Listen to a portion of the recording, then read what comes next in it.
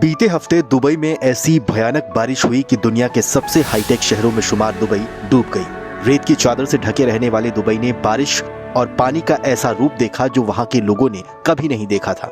इस बीच दुबई जैसी ही तबाही पाकिस्तान और चीन में भी देखने को मिल रही है। पाकिस्तान में भारी बारिश और बिजली गिरने की वजह से 63 लोगों की मौत हो गई है और 78 लोग घायल हुए हैं। रिपोर्ट में बताया गया है कि मृतकों में 33 बच्चे, 15 पुरुष और 15 महिलाएं शामिल हैं। पाकिस्तान के कई शहर बारिश और बाढ़ की भयंकर गिरफ्त में हैं। बलूचिस्तान में सामान्य से 256% ज्यादा बारिश रिकॉर्ड की गई है। पूरे पाकिस्तान में इस महीने सामान्य से 61% ज्यादा बारिश हुई है। बारिश और तूफान की वजह से पाकिस्तान में 2700 से ज्यादा घर तबाह हो गए हैं।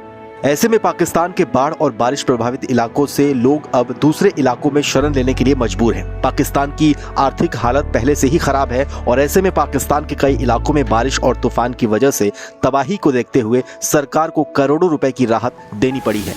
लेकिन इस बीच ध्यान देने वाली बात यह है कि दुबई और पाकिस्तान के बाद भारत का पड़ोसी चीन भी बारिश और बाढ़ की तबाही का सामना कर रहा है। दुबई की ही तरह चीन के भी कई शहर पानी में डूबे हुए नजर आ रहे हैं। चीन की ये बाढ़ इतनी भयावह है कि इसका अंदाजा इस बात से लगाया जा सकता है कि मौसम के जानकारों ने इसे सदी में एक बार आने वाली भीषण बाढ़ कहकर पुकारा है।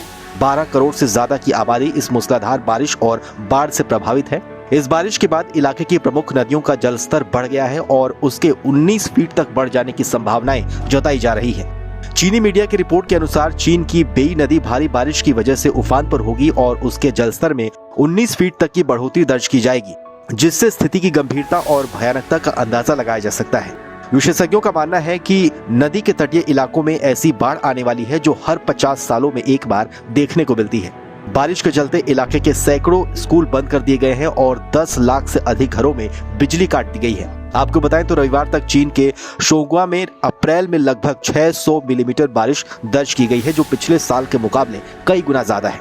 पाकिस्तान और चीन में हुई बारिश की वजह दुनिया में तेजी से हो रहे जलवायु परिवर्तन को माना जा रहा है।